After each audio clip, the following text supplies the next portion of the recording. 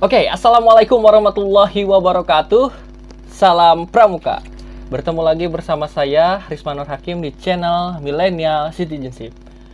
Pada kesempatan kali ini, di video ini, saya tidak sendirian. Saya bersama Kak Aep yang sudah hadir bersama kita, Kak Aep. Dan tentunya karena saya juga sudah memakai script sama dengan Kak Aep ya, kita kembali lagi di konten Pramuka. Kebetulan Kak Aep ini sedang tidak sibuk ya. Jadi sekarang kita akan membahas seputar pramuka, begitu ya. Nah, di sini kita ngobrol santai saja, begitu ya. Kita ingin membahas, berbincang-bincang mengenai kegiatan kepramukaan, begitu ya, dengan Kak Aep. Sekarang kesibukan Kak Aep apa, Kak? Nah, untuk saat ini kebetulan saya lagi bukan sibuk ya, saya bekerja di salah satu instansi untuk saat ini. Untuk video-video sebelumnya saya pernah berbicara bahwa Kak Aep ini adalah pembimbing saya dari SMP, kemudian SMA ya. Nah, hingga saat ini ya, alhamdulillah kita masih menyempatkan diri untuk terlibat langsung dalam kegiatan kepramukaan. Satu frekuensi. Ya, satu frekuensi begitu ya. Nah, saya ingin tahu nih, kalau sekarang begitu, karena saya tahu Kak Aep itu dari sejak Penggalang ya di SMP. Kalau sekarang kakak membimbing di mana? Untuk sekarang saya hanya membimbing di salah satu SMA aja di wilayah sekitar ya. Karena mungkin untuk anak-anak SMP atau Penggalang, dikarenakan mungkin saya udah mulai bekerja. Jadi ya kita berbagi waktu saja. Jadi yang mungkin saya bisa ambil untuk saat ini, saya hanya bisa membimbing di satu tingkatan saja, yaitu penegak di tingkat SMA. Kalau yang saya tahu dulu itu Kak Aep itu dari Penggalang ya. Penggalang maksudnya aktif membimbing Penggalang, penegak gitu ya. Kalau sekarang hanya di tingkatan penegak saja. Itu yang mungkin menyusahkan dan menyulitkan untuk bisa berbagi untuk semuanya. Jadi salah satunya mungkin harus saya serahkan juga sama rekan-rekan yang lain. Oke. Jadi berbagi lah gitu ya. Iya, karena berbagi sekarang pengalaman, juga berbagi waktu. Ya, ada alumni siswa yang ikut juga sama gitu, senior gitu alumni ya. Kan banyak betulan gitu ya. Oke. Kalau waktu Kak Aep ini sebetulnya sejak kapan sih aktif membimbing? Karena kalau yang saya tahu itu waktu saya SMP gitu ya. Saya tahu Kak Aep. Apakah pas saat saya aktif itu Kak Aep baru aktif membimbing atau memang dari jauh-jauh sebelumnya, karena saya tidak tahu gitu. Sebentar, karena saya juga manusiawi ya, kalau punya rasa lupa. Tapi kalau saya ingat-ingat ke belakang, waktu saya SMA, saya udah mendamping ke SMP. Jadi dari sejak SMA? SMA, saya masuk SMA. Nah, saya mendamping ke SMP, ikut mendamping, membimbing. Ya, kalau dulu ya bahasanya cuma sekedar senior. Ya, berbagi lah gitu ilmu, ya. pengalaman ya. Ya untuk ya biar gini ya. Apa yang saya mampu, apa yang saya bisa, saya kasih ke adik-adik saya. Oke. Ya dengan tujuan biar mereka pun bisa lebih berkembang. Terus kalau nggak salah, waktu saya SMA, Karisman belum saya lihat. Karisman angkatan berapa? Saya lupa. Pokoknya berarti inilah ya. Saya SD lah. Berarti Kak Aep SMA, Kak Aep ini udah aktif membimbing berarti gitu ya. Intinya gitu. Udah tahun-tahun ke belakang ya. Di DKR, awalnya di DKR. Awalnya saya ikut DKR. Di SMA kelas 1 saya udah dipercaya sama rekan-rekan untuk ikut bergabung di DKR. Iya. Udah 2 periode mungkin saya di DKR, sampai saya alumni pun saya masih ikut membantu di DKR dan ikut juga dipercaya sama rekan-rekan yang lain, sama senior juga, masih ikut berbaur dan membantu di DKR dan di bidang-bidang yang lain yang mungkin saya juga mampu dan orang lain juga percaya sama saya gitu. Oke.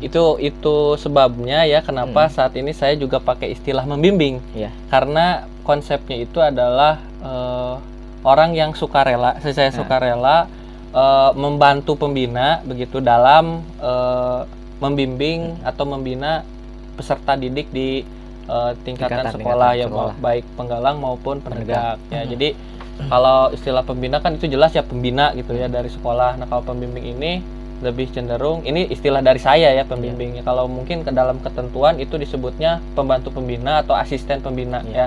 Betul. Jadi membantu, membimbing, dimana kalau pembina sibuk gitu ya. Nah, mungkin pembina sibuk bisa memberikan kepercayaannya lah atau memberikan amanatnya sama ya untuk orang-orang yang bisa membimbing atau yang bisa membantu ikut membimbing, memberikan arahannya untuk mengajar, mendidik, mendamping, atau juga untuk memberikan ilmu dan pengalamannya lah yang lainnya, yang pasti agar anak-anak lebih bisa mendapatkan ilmu, pengalaman, terutama dari orang-orang yang sudah memiliki pengalaman tersebut. Nah, itu intinya. Mantap.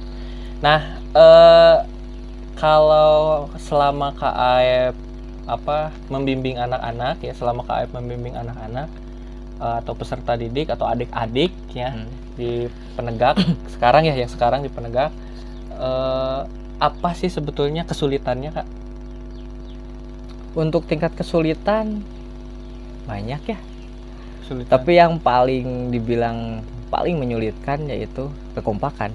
Kekompakan. Ya karena tidak akan ada pramuka yang maju tanpa ada sebuah kekompakan. Mantap, betul sekali. Entah itu di penggalang ataupun di penegak ataupun di siaga sekalipun, tanpa ada suatu kekompakan dari orang-orang yang kita bimbing atau yang kita latih, pramuka tersebut tidak akan bisa berkembang dan maju. Jadi untuk tingkat kesulitan yang paling luas dan mungkin semua sekolah atau semua ekstrakurikuler, ya pasti utamanya adalah kekompakan. Oke, yang sangat mendasar mungkin ya. Sangat mendasar. Karena dalam sebuah organisasi, nah, kalau organisasinya tidak kompak begitu ya, ya akan sulit gitu ya. Untuk memajukan. Oke, kalau sudah kompak, apapun bisa dilakukan gitu ya. Apapun maksudnya, bisa kita lakukan dan kita raih. Oke, betul. Jadi, nah kalau KAF ini kan tadi sudah lama ya, dari KAF SMA atau mungkin kalau saya lagi SD gitu. Mungkin Kak Risman lagi masa lucu-lucunya ya. Siaga atau penggalang lah ya. Nah, di sana kan udah lama gitu ya. KAF mungkin bisa merasakan perbedaan sebetulnya. Kalau perbedaan dulu dan sekarang itu seperti apa sih, Kak, yang bisa dirasakan oleh Kakak sendiri? Perbedaan yang paling signifikan ya, yang kita bisa lihat, untuk dulu waktu saya sekolah ataupun saya sudah menjadi senior ataupun saya sudah ikut membimbing, perbedaannya dari pakaian itu karena zaman dulu tidak ada syarat wajib mengikuti ekstrakurikuler pramuka. Nah mungkin Kakak lebih paham untuk masalah kapan kita diwajibkan menggunakan pramuka dan kapan waktu dulu kita, mungkin Kakak sendiri pun mengalami waktu SD ataupun SMP ya. Betul sekali. Orang pramuka, orang yang bukan ya bukan gitu. Nah, tapi untuk dulu waktu saya dan mungkin waktu Arisman juga pernah nyoba, dan waktu sekarang perbedaannya ya pasti di pakaian pramuka di satu sekolah. Ya karena ini adanya Permen ya, Peraturan Menteri nomor 63 tahun 2014 gitu ya. Jadi di mana pramuka itu kan sekarang ada pramuka blok, ada pramuka legurel, dan ada pramuka aktualisasi gitu ya. Nah, mungkin itu karena ada aturannya gitu ya. Jadi di beberapa sekolah itu sudah menyeluruh, bahkan sekarang ya sudah mewajibkan untuk pakaian menggunakan gitu pakaian ya. pramuka. Pakaian pramuka Di hari Jumat gitu kan. Di hari Jumat gitu ya. Nah, kalau dulu memang saya sempat juga merasakan waktu SMP itu tiap hari Kamis hanya yang ikut pramuka saja yang pakai baju pramuka gitu, dan itu juga yang ikut pramukanya paling 20 atau paling banyak juga 50 lah gitu ya, paling banyak satu sekolah gitu ya. Nah, kalau sekarang sudah susah. Kalau sekarang kita lihat di gerbang hari Jumat, kita bingung pilih mana anak-anak pramuka. Yang keluar gerbang semuanya menggunakan pakaian pramuka. Iya, apalagi kalau pakai seragam kan semuanya sama ya, kelihatan dari jauh. Nah, itu. Iya, oke. Nah, selain dari baju, Kak, minat bagaimana? Apakah bertambah minatnya? Nah, untuk masalah minat, alhamdulillah ada sedikit perubahan. Yang dulunya kan mungkin sukarela ya pramuka itu. Jadi yang mau, yang enggak. Tapi untuk saat ini setelah mungkin ada aturan yang diwajibkan dari sekolah, jadi anak-anak dikarenakan ada sifat wajib, mau tidak mau dia ikut itu gitu dasar pertama ya. Jadi itu juga bisa memancing. Jadi yang wajib di sekolah bisa memancing minat ke reguler. Yang latihan sukarelanya itu jadi banyak. Nah gitu. Terus ada mungkin yang kedua, atau yang lainnya lagi ya, apa alasan mereka jadi ikut bisa bertambah. Mungkin ada rekan-rekan, mungkin dari teman-teman mereka yang ikut, terus dia nggak lihat, aduh temennya kok ikut, saya enggak. Ya, oke. Nah, akhirnya dia ikut. Oke. Ya, jadi mungkin minat dia pun terbawa oleh teman-temannya yang lain juga. Nah, jadi gitu. ada yang dari SMP-nya nggak ikut pramuka sama sekali, tapi ada. di SMA-nya Jadi dia ikut. ya, Salah gitu. satu dorongannya, motivasinya karena lihat Teman-temannya ikut. Nah, Terus ada juga yang mungkin gini, saya penasaran, SMP saya nggak ikutan, kalau di SMA gimana ya? Karena saya pernah mendapatkan kasus seperti itu ya. Iya, iya. Waktu saya ke SMP, ada adik-adik nanya sama saya. Ya bisa dibilang, saya nggak bisa bilang ya orangnya dari mana, tapi yang pasti beda ekskul. Dia nanya, Kang, kalau misalkan nanti di SMA pramuka, saya boleh ikutan nggak? Tapi saya di sini kan nggak ikutan pramuka waktu di SMP. Iya. Nah, saya bilang, emang ada larangan? Justru saya welcome. Iya. Alhamdulillah kalau misalkan rekan-rekan atau kakak-kakak mau ikut nanti di SMA. Dan akhirnya pas saya pembukaan pembimbingan di SMA, orang tersebut benar-benar ada gitu. Ikut gitu Ikut. ya pramuka. Dan dia pun mengacungkan tangan sama saya. Kak, saya ikut. Alhamdulillah. Dan akhirnya sampai mereka lulus, angkatan mereka lulus, benar-benar mereka merasa nyaman dan betah di pramuka. Oke, jadi Gitu. memang betul ya, sesuai di ADART gerakan pramuka ya. Jadi pramuka itu memang organisasi sukarela. Jadi siapapun boleh ikut gitu ya. Ya nanti masuknya tergantung dari usia begitu ya. Apakah dia penggalang, penegak ya. Kalau di SMA itu masuknya penegak gitu ya. Nah, sejauh ini ya, selama ini waktunya kan panjang tuh ketika kakak aktif di Dewan Kerja Ranting, di SMA membimbing, kemudian sampai sekarang masih terlibat begitu. Nah, sebetulnya apa sih motivasi terbesar kakak sehingga konsisten lah ya, tetap gitu untuk membimbing adik-adik dan kakak-kakak di pramuka? Gini ya, kalau misalkan saya bercerita, kenapa sih saya sampai sekarang benar-benar konsisten? Bukan hanya suka, bukan hanya nyaman di pramuka, tapi juga saya merasa bangga di pramuka. Dulu waktu saya tingkat sekolah ya masih kata angarisme masih lucu-lucunya ya. Masih Waktu segede. masih gede gini. Itu waktu saya di SMP, saya merasakan sekali bagaimana susahnya menjadi anak pramuka dan tidak ada harganya menjadi seorang pramuka. Karena apa? Setiap kali kegiatan baru kita dikumpulkan. Oke. Setiap kali ada event-event lah atau misalkan ada kegiatan untuk anak-anak pramuka baru kita dicari. Tidak ada suatu pandangan kepada anak-anak pramuka untuk tetap melanjutkan pembelajarannya lah, cara pendidikannya lah, atau mungkin mengenai pendalaman kepramukaannya lah. Enggak. Dulu itu saat dulu. Jadi muncul bahasa Inggris sama kumadewekna gitu nah, gitunya. Ya kumadewek. Kata kumadewek. Nah, jadi intinya nanti siapa yang bisa, ayo. Siapa yang mau ikut, ayo. Tidak ada orang pramuka khusus yang misalkan ada kegiatan pramuka, siapkan 10 orang masuk. Oke. Siapkan 15 orang masuk. Nggak ada. Waktu dulu saya sekolah, tolong kamu cari teman kamu yang mau, kita ikut lomba besok. Oke. Kita kan bingung, Kak. Ilmu kosong, pendidikan nggak ada, pengalaman pun tidak nyata. Nah, jadi kenapa hal tersebut bisa terjadi? Saya berpikir, kenapa kok anak-anak pramuka bisa seperti ini gitu. Akhirnya timbul rasa dari diri sendiri. Saya nggak mau kayak gini. Saya mau anak-anak pramuka teh ada ataupun tidak ada kegiatan, mereka ada kompak, mereka ada bersama, dan mereka ada orang-orangnya yang nyata. Oke. Secara konsisten melakukan tahapan pendidikan yang betul-betul gitu ya. Siap, nah seperti itu kan. Gitu ya. Setelah itu, saya keluar dari tingkat SMP, tingkat penggalang, saya masuk ke tingkat SMA, dan di sanalah saya benar-benar mendalami. Saya ikut benar-benar di pramuka di SMA. Ilmu dan pengalaman yang saya dapat di SMA, saya datangi langsung ke SMP. Saya kasih kasih arahan sama pembina, sama pembimbing yang bertanggung jawab di sekolah. Dan akhirnya mereka pun menerima. Jadi membantu gitu. Iya, Nggak apa-apa memberikan izin.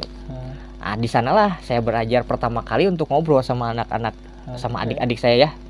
Ya pertama maklum lah, mungkin semua orang juga tahu ya gimana perasaannya seseorang yang baru belajar ngomong di depan orang banyak. Iya. Adik-adik yang masih kata bahasa Inggrisnya polos-polos banget itu ya. Namanya kumadewek gitu kan. Saya belajar di sana.